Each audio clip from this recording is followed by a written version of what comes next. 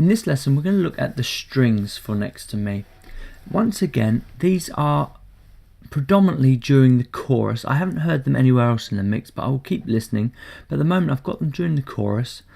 They are pretty much the same in each one, slightly different here. There's no kind of slide up the notes in this second one, but mostly they are pretty much the same. So what you're going to be looking at for the strings, you've got to think of the strings and the brass as kind of this complete thing, I suppose, because what you've got is the strings are underpinning the brass. So the brass is slightly louder than the strings, but the strings are slightly higher in pitch than the brass, which means in their own way they're both cutting through the mix. I mean, it's really important that you kind of work on this kind of contrast between the two bits, so they actually gel together like one big unit. Now let's just go to the string section now. So here's my string part. So the actual bulk of the part starts at this kind of A4 area, okay? What I've done here is I've actually turned the volume up of these higher pitched notes, because in the mix you can actually just hear the higher pitched notes shining through. Everything else is kind of background noise and adds to the whole pad of the thing. What I tend to like to do with my strings normally is if I've got notes like this where one note goes into the other, I tend to join these two notes together just so it sustains throughout, because these are legato strings, so in the whole piece they will sustain, but I'm hearing that these are actually two notes. They're not long drawn out notes across both bars. You may hear that differently, so please feel free to kind of change that if you feel that it is the other way, and that's generally how I would normally do it. But for this particular piece I am finding that it works better if I kind of have the two notes together. Now, sorry, two notes separately. Now what I'm going to do later on, same with the brass, is I'm going to separate these strings up.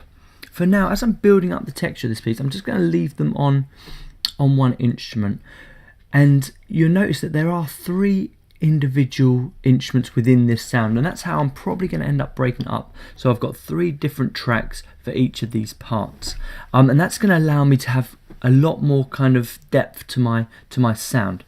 The sound that I've got is not a bad one, it does work, but I still feel that it could be improved.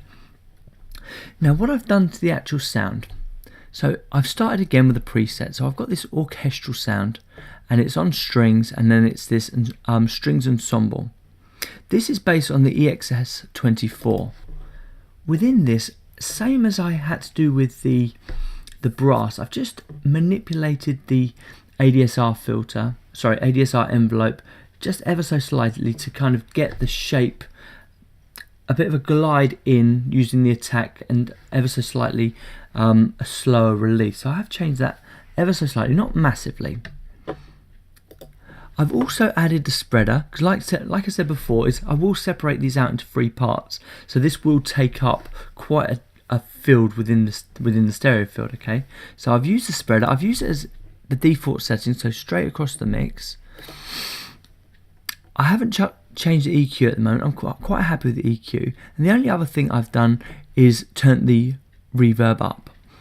I've left it quite low in the mix, and if you look at the way the brass and the strings are working, the brass is slightly higher in the mix and the strings are slightly lower, so I have had to kind of balance these two sounds against each other because I do want them to work as a section, okay? So let's just, before I show you the section, let me just show you what the actual track sounds like, and then we'll listen to each of my parts. So here we go. Next to me, next to me, next to me. Okay, and you can really hear that top note shining through, and that's why I've kind of turned this note up, okay? Now, let's hear my strings. Now, I'm not completely happy with this. I've tried the legato and it's not completely working, so I might find a sample for this where I can just get a nice slide into the notes. So I may change this also and just find a nice little slide in sample for that. But let's hear it as it currently sounds.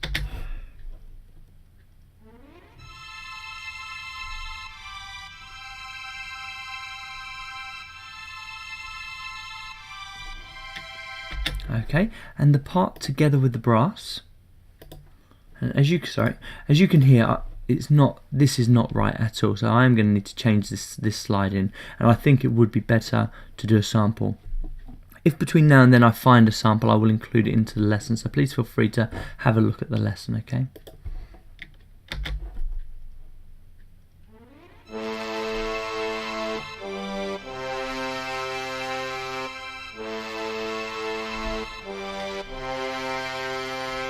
Okay, so you can hear that the brass is obviously a little bit louder, just allowing the strings to underpin that sound, okay?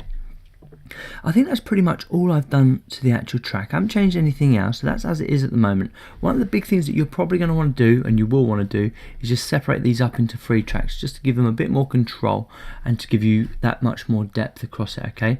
But let's hear what it's sounding like for my song now. Next to me, ooh, next to me, ooh, next to me, ooh, you will find him, you'll find him next to me.